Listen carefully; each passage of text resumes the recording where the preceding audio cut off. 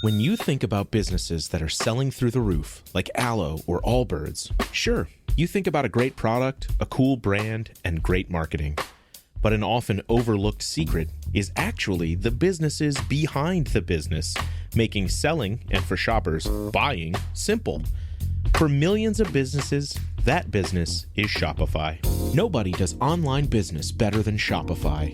It's home of Shop Pay, the #1 checkout in the world. You can use it to boost conversions up to 50%, meaning way less carts going abandoned and way more sales going through to checkout. Sign up for your $1 per month trial period at shopify.com/income, all lowercase.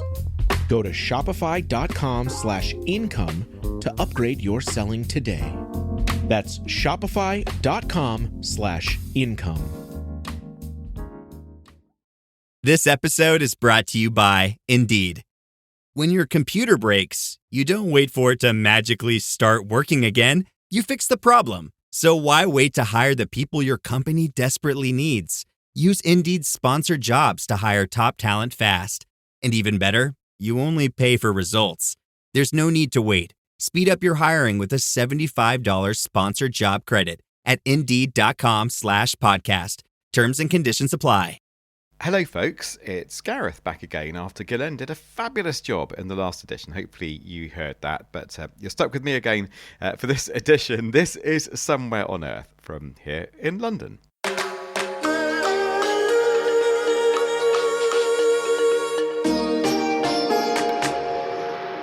And this week, Ania Lichtarowicz joins us. Hello, Ania, how are you?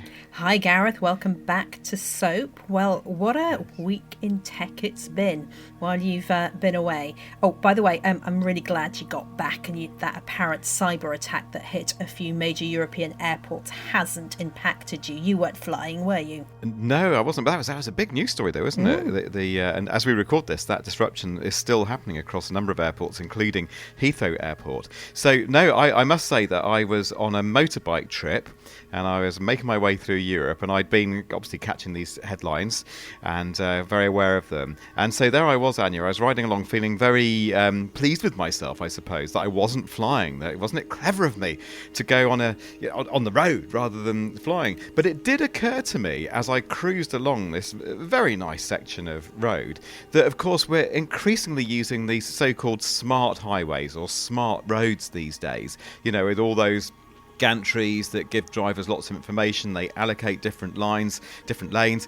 And I really was just riding along thinking, you know, if cyber criminals get into this network, the amount of absolute disruption and harm they could cause, when we already know that some vehicles can be hacked and they've been known to lock their drivers out or even to partially lose control while driving. And it is an issue. So I've looked into this a little bit, and indeed I'm not alone in thinking this might be a bit of a potential problem, because National Highways, and that's the organisation that runs the main road networks in England, they not so long ago paired up with BAE Systems to come up with safeguards against cyber attacks on the road network. And indeed in 2023 the European Union Agency for Cybersecurity, it did a little study and found the transportation sector was the target of 11% of all cyber attacks in Europe. Wow. So there you go. That is huge. Yeah. And that is the transportation sector. So they might be including, for instance, cyber attacks on air traffic control or what have you.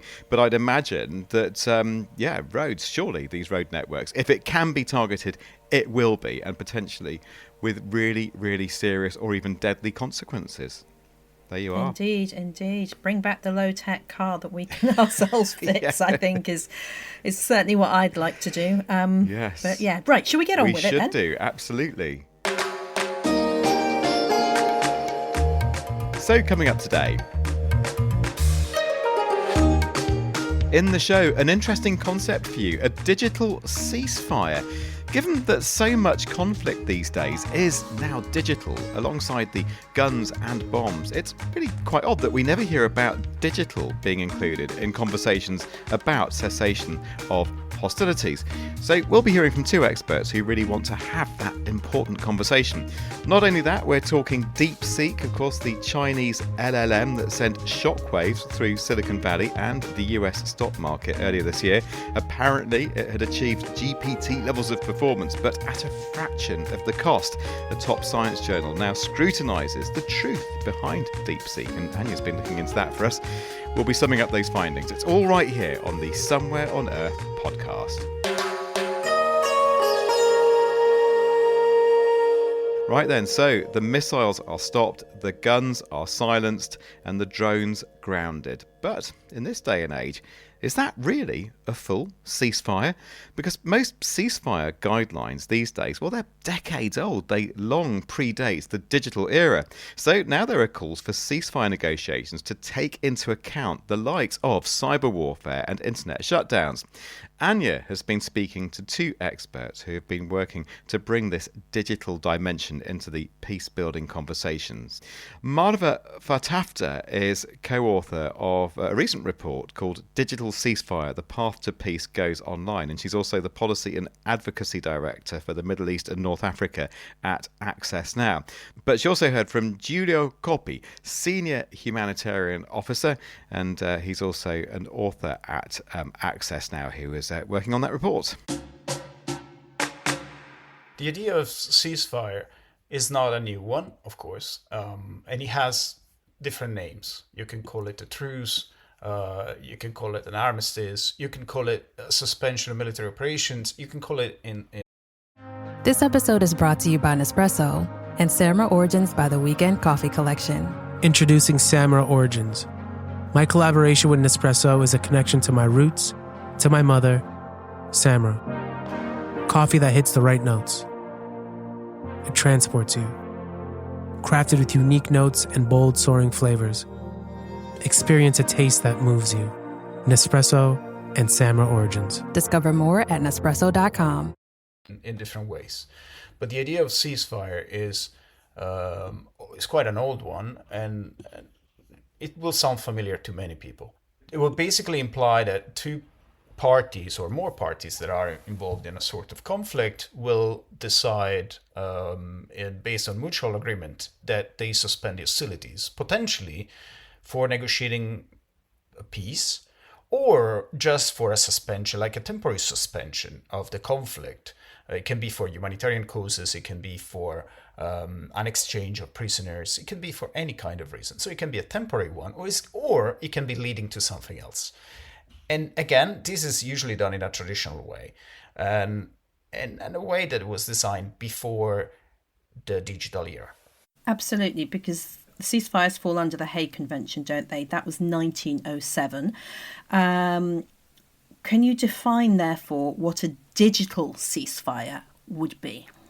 The thing is, we don't truly have a definition for that. And this is part of why we are doing what we are doing. What we are trying to achieve is to bring people together, people that are working on this very topic from different angles, from the academic angle, from the practitioner, from the mediation, negotiation, from the international diplomacy side, from the human rights advocacy side, just like us, and come to a mutual understanding or a common understanding of what will the digital ceasefire even look like.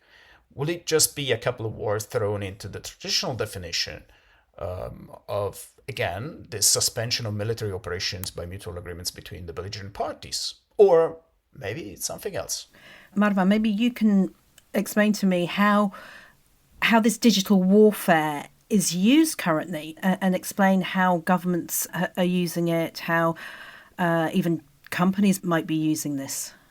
Warfare is not only happening in the battlefield, it's also happening online with the intention of harming civilians, harming people during or even before the conflict breaks out.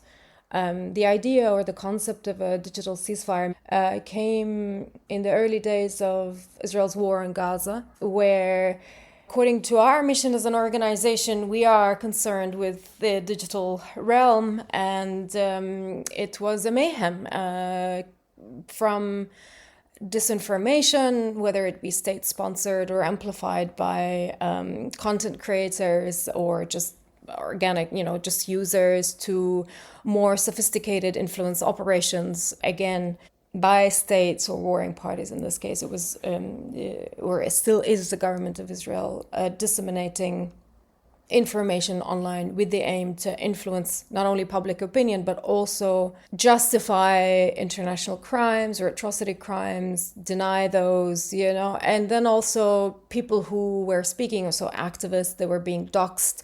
Internet shutdowns, obviously that has become a sort of a part of the toolkit of war. We, as part of the Keep It On coalition, which is a global civil society coalition that is made of over 345 civil society organizations that come together with the aim to end internet shutdowns.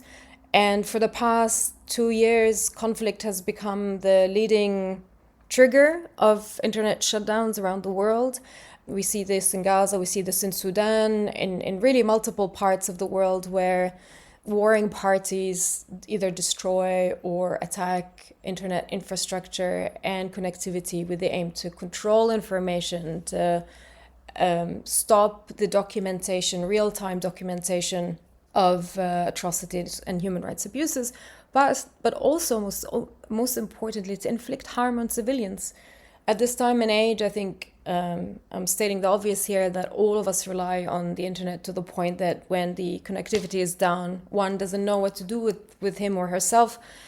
And so when you are enduring a war or genocide or an armed conflict, you need the internet to access life-saving information, to access news, to know what's happening around you, to also connect with your loved ones, to check on them, to see if they're safe, injured, to outsource things also, or not outsource, crowdsource is the word. If you need to escape, if you need to evacuate, if you need to find tent, if you need to understand how to survive with little food, people share recipes with themselves, sometimes with their communities, but also from other conflicts.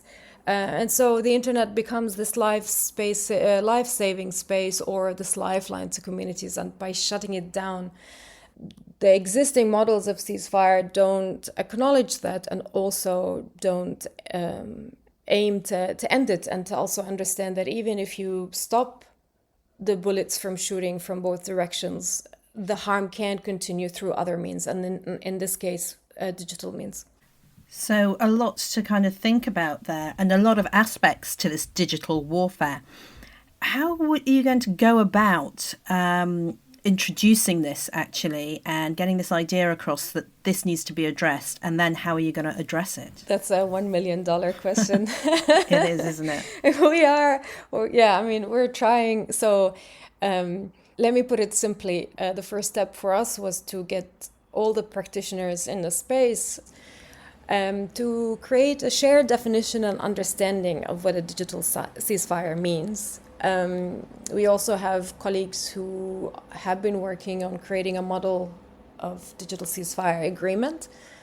And then we are at the stage of finalizing the definition, and with the hopes that we will be able to indeed disseminate it and convince those who are in decision-making power, so states and those who are actively involved in negotiations, to operationalize it, which means that when they bring the warring parties to the table, that they don't ignore the digital dimension, and that is actively incorporated in ceasefire agreements.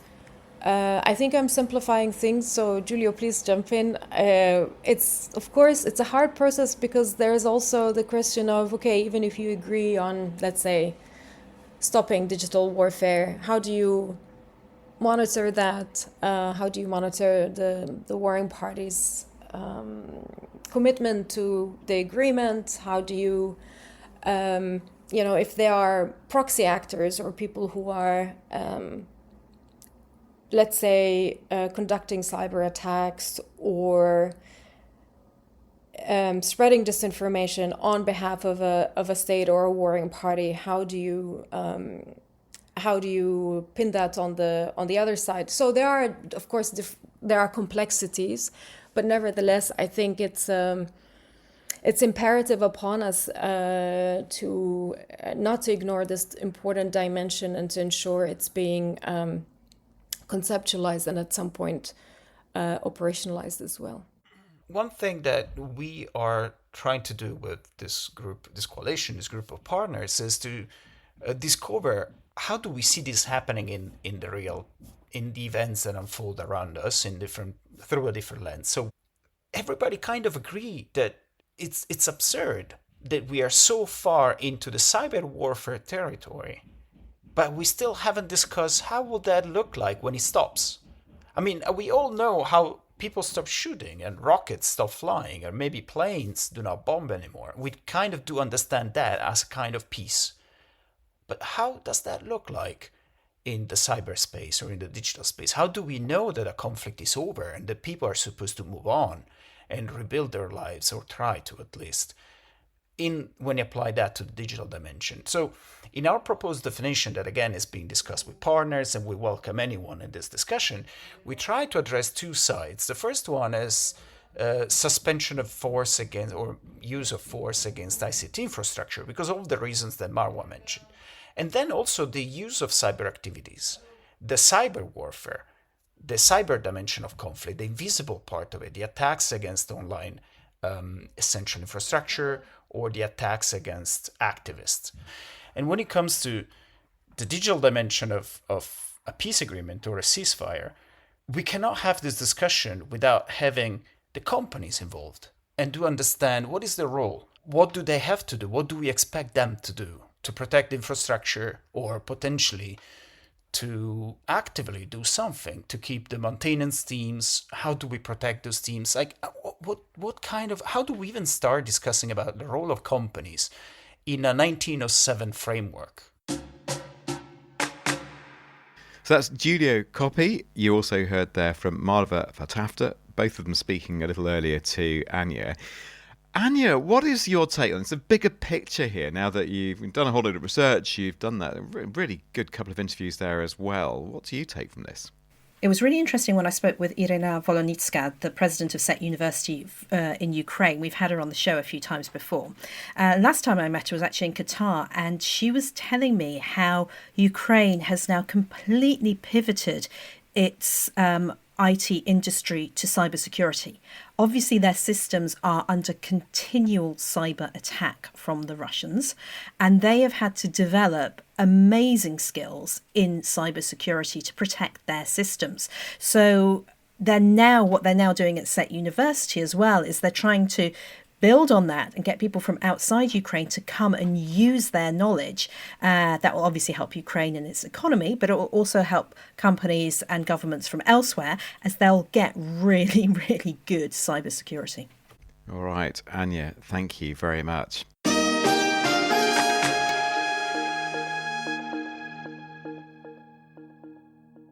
All right, should we have some listener comments, Ania? I think we should. We've had quite a few, so thank you ever so much to everyone who's written, and also everyone who said congratulations on our 100th episode.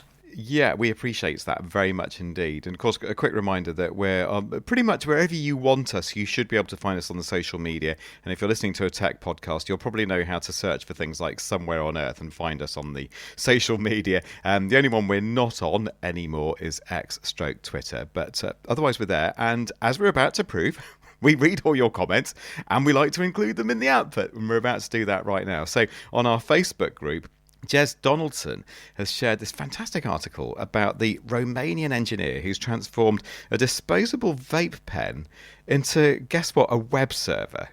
Wow. As you do. And this thing can load pages in just 160 milliseconds. And it's certainly a novel use of the vape's processor chip. I never realised that these things were quite as advanced, but apparently this particular model of vape has a 24 megahertz ARM chip with 3 kilobytes of RAM. I'm sure I had that in a mobile phone about a decade ago.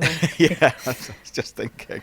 So, yeah, what was in your high-end mobile phone about a decade ago now is making you inhale stuff that smells a bit like potpourri or whatever vapes do.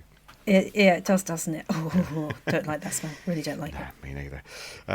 Bring back good old-fashioned cigarettes. No, don't. Couldn't say that on the BBC, could you? Especially not when you're co-presenting with a former health correspondent. No, so. You certainly can't. You certainly can't. Anyway, should we go on to what Roger Rowe says? I think we should. Back onto safer territory here. Yes, Roger's shared an article on how to remove the AI search results summary. That little kind of digest you get on your Google searches. And this is if you're using Firefox. You don't even need an extension.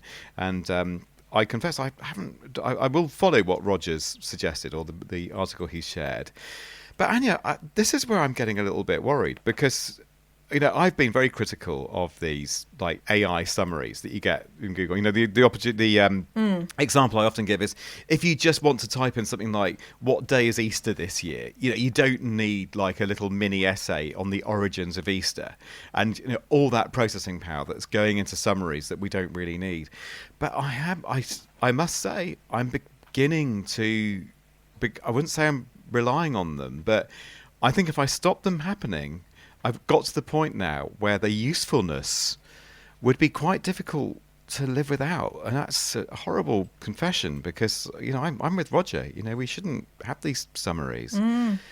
But that's the thing, people... But something easy, though, Gareth. Sorry to interrupt. No, sure. You, but it's just like, what's the date of Easter 2026? Yeah? You don't need AI, because that's really simple. Yeah, However, clearly. if you're saying, hey Gemini, hey DeepSeek, hey ChatGPT, can you please write for me an email based on this and this and this and this, and then you put in links and, asking for, then, when you've got a number of sources and it just comes up with something that would otherwise take you 2 hours to do if you really did it properly, you're kind of like, oh, it's tempting. It's so tempting, isn't it? Yeah, well, this is it, and that's really what's happening and will happen, is that we just begin to get quite reliant on these kinds of agents, So, so anyway, I don't have a solution other than I think probably I should look into that, because I actually happen to use Firefox.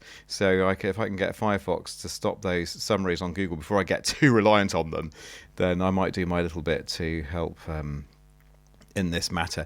Shall we carry on? One more final comment? Yeah, let's do that. Back to the listeners. And we had quite a lot of comment about the passing of Dame Stephanie Steve Shirley, who Ania and I have interviewed a number of times. And indeed, yeah. Absolutely incredible woman, and so sad about her passing. Richard agrees. Richard, by the way, says, indeed, sad news. She was an amazing person and achieved amazing things. My dad, continues Richard, was one of the handful of men that worked for her in the late 1970s and early 1980s when F International was a smallish company. So I have probably met her, but unfortunately I can't say that I have any distinct memories of doing so. Lovely message and tribute there from Richard.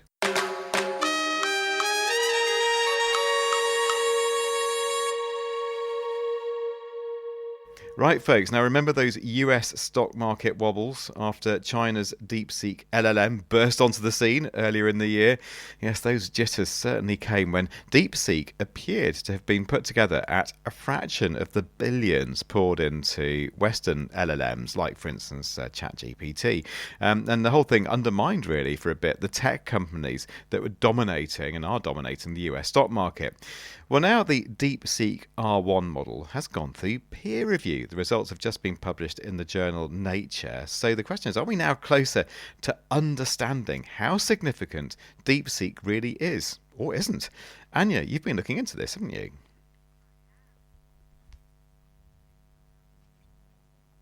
Mint is still $15 a month for premium wireless. And if you haven't made the switch yet, here are 15 reasons why you should. 1, it's $15 a month. 2, seriously, it's $15 a month. 3, no big contracts. 4, I use it. 5, my mom uses it. Are you playing me off? That's what's happening, right? Okay, give it a try at mintmobile.com/switch. Upfront payment of $45 for 3-month plan. $15 per month equivalent required. New customer offer first 3 months only. Then full price plan options available. Taxes and fees extra. See mintmobile.com. Hey, it's Paris. You know I love sparkly things, right? Like stars. Duh. And thanks to Hilton and AutoCamp, I just slept under them. Picture me serving looks by the fire outside my luxurious Airstream, making s'mores with the kids, while a national park is our backdrop. The great outdoors meets Hilton hospitality. That's hot. Explore all the new ways to stay at Hilton.com. Hilton for the stay. This episode is sponsored by Friskies, who would like to tell your cats hi. Now, if that didn't get your cat's attention, there is one thing that always does the trick. Just pour some Friskies crunchy food in the bowl and you'll hear those paws come running. Works every time. With so many Friskies choices, you can always bring your cats running from their secret napping spots. There's always more to explore. See for yourself at Friskies.com or visit your local store. At Talus, we know cybersecurity can be tough and you can't protect everything, but with Talus, you can secure what matters most. With Talus industry-leading platforms, you can protect critical applications, data, and identities, anywhere and at scale with the highest ROI. That's why the most trusted brands and largest banks, retailers, and healthcare companies in the world rely on Talus to protect what matters most. Applications, data, and identities. That's Talus, T-H-A-L-E-S. Learn more at talusgroup.com/cyber. If you thought goldenly breaded McDonald's chicken couldn't get more golden, think Golder, because new sweet and smoky special edition gold sauce is here. Made for your chicken favorites at participating McDonald's for a limited time. Well, thank you, Gareth. Yes, R1 is an advanced large language model developed by DeepSeek, a company based in Hangzhou, China. Now, what sets it apart is its focus on reasoning. Sounds about right. That means solving the maths, writing the code, handling tasks that require logical steps, not just spitting out text. When it was released, as you said, investors realised it could compete with US giants like OpenAI and Anthropic, but at a fraction of the cost. DeepSeek revealed that training R1 costs under $300,000 on top of about $6 million US for its base model. Compare that to the tens of millions, sometimes hundreds of millions spent on rivals. And that cost advantage spooked the markets. Yeah, it certainly did. And of course, unlike most AI models, this one wasn't hidden, kind of locked, as it were, behind corporate walls, was it? Well, it's something that we talked about last week with Ghislaine, absolutely, this open sourceness of Chinese AI. So R1 is what's called an open weight model. While we don't get away every piece of code or the full training data, anyone can download it, run it, and build on it. So since January, it's become the most downloaded reasoning model on Hugging Face, with over 10 million downloads, would you believe? That kind of openness makes it more accessible to researchers, startups, and even people at home. And, I mean, the bit that really stands out for me, then, is this objection to peer review. And I hadn't seen that coming. And really, no widely used LLM has gone under such scrutiny so far, certainly not in a research journal, as far as I'm aware. So why is this peer review element so significant? Well, peer review, as some people will know, is the gold standard in science. So it means that outside experts, in this case 8 of them, examined DeepSeek's methods, asked hard questions and pushed for clarifications. That's very different from a company simply releasing a glossy blog post or a cherry-picked benchmark results or what have you, trying to maneuver, their marketing their way. Now, through this process, DeepSeek had to explain how R1 was trained, how safety was tested, how it avoided common pitfalls like data contamination. Reviewers even pushed them to reduce hype, like anthropomorphizing the model as if it were human. That added rigour builds trust in a field that's often criticised for not being very clear and being full of marketing spin. Yeah, but speaking of the training then, of course, there are all these rumours going around that the real trick behind DeepSeek was that it just copied a whole load of outputs from OpenAI, and that's how it was able to kind of boost its model cheaply. And did this journal article, did it have anything to say about that charge? Well, DeepSeek have denied that. They said R1 wasn't trained on outputs from OpenAI models. Instead, the big innovation was how they used reinforcement learning. So think of it as trial and error. The model tries to solve a problem, checks its own work, and gets rewarded for the right answers. So it's an incentive, if you like, to get it right. So this approach let R1 develop reasoning strategies on its own, so like verifying steps, without humans hand-holding it. Other researchers have since replicated similar results, which suggests DeepSeek's claims are quite credible. Yeah, so this is machine learning that's teaching itself reasoning strategies, I suppose. But what about the safety side of things then? Because obviously these open models, they can be misused, can't they? That was a major concern for reviewers. Initially, DeepSeek's paper didn't provide enough detail about that. After peer review, they added sections on how they evaluated safety, how R1 compared to rivals, and what guardrails were in place. It's not perfect, but no AI model is going to be. But that extra transparency is very crucial. Open models can be both more vulnerable and more resilient. Once in the public's hands, they can be modified for harm, but they can also be scrutinised and patched by a wider community. Yeah, which makes me want to widen this out a little bit, Ania, beyond just DeepSeek, because this presumably could be quite a turning point in the whole culture around AI research, couldn't it? Well, that's right. We're starting to see a shift. Just last month, OpenAI and Anthropic tested each other's models, and Mistral in Europe released an environmental assessment. But these aren't independent peer reviews like this is. DeepSeek's R1 is the first major LLM to clear that particular bar. Now, if more companies follow this path, it could slow down the hype cycle and give society a better way to assess risks and benefits. What about impact, though? Because beyond shaking up Wall Street, and it was a bit of a scary time for a lot of investors. I mean, things recovered afterwards, but it was a little bit touch and go for a while. But, beyond that shake-up, how are researchers actually using R1? Well, it's already fueling a wave of new work. Many 2025 studies on reinforcement learning for LLMs cite R1 as an inspiration. On a benchmark called Science Agent Bench, R1 wasn't the most accurate, but it struck the best balance between cost and capability. That's huge for labs that can't afford multi-million-dollar models. In short, R1 has democratized access to advanced reasoning AI and sparked what some are calling a reasoning revolution. So final question then. What does this mean? Here's the big one, Ania. Fasten your seatbelt. What does this mean for the future of AI? Well, I think it means two things. So first, you look at the technology. Reinforcement learning seems like a powerful path forward for building models that can actually show their work, not just generate fluent text. Second, the culture. Peer review and openness may become the norm, pushing companies to be more transparent and accountable. Whether that leads to safer AI or just faster innovation remains to be seen. But DeepSeek R1 has raised the bar. And I think there's also another significance of this. When you look at the list of authors on the paper, you see a name, Lian Wenfeng, and that is the CEO of DeepSeek. He is cited as one of the authors of the paper. That gives you some clue as to how closely these outside experts, these world-renowned scientists, and DeepSeek worked to publish this.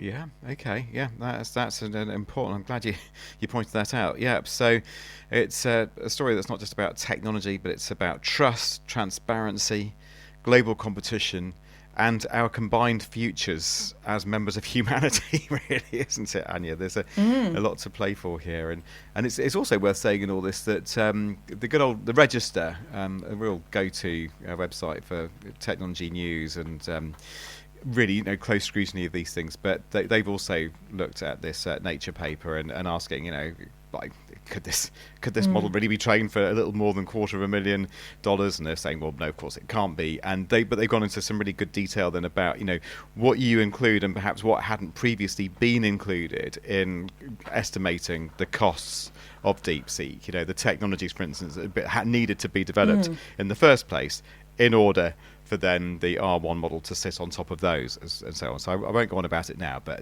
it's a very good piece. That's in the Register if people want some further bedtime reading on this. There we are. On a similar vein, actually, we're talking about social media moderation. We're going to be doing that in the next edition, next week. Really interesting and important story about how the amount of moderation that goes on across many of, especially the smaller social media platforms, it's significantly lower in some languages than in other languages, like, for instance, English. So, yeah, watch out for that.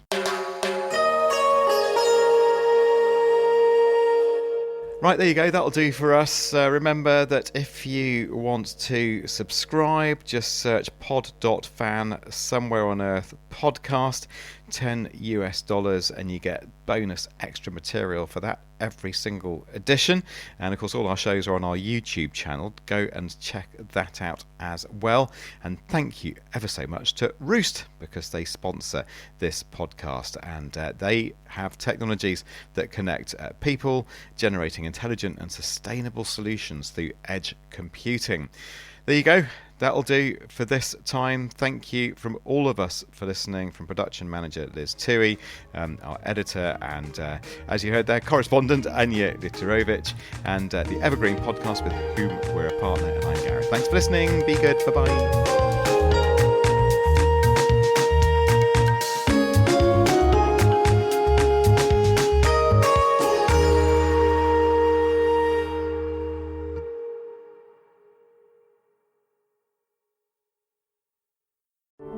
Every minute your finance team spends wrestling with data is a minute lost. Insight Software's AI-powered insights instantly move you from complexity to clarity. Automated analysis, real-time reporting, strategic recommendations, all at your fingertips. Transform how your finance team works and watch your business grow. Stop wasting time. Start making smarter decisions. Learn more at insightsoftware.com/AI.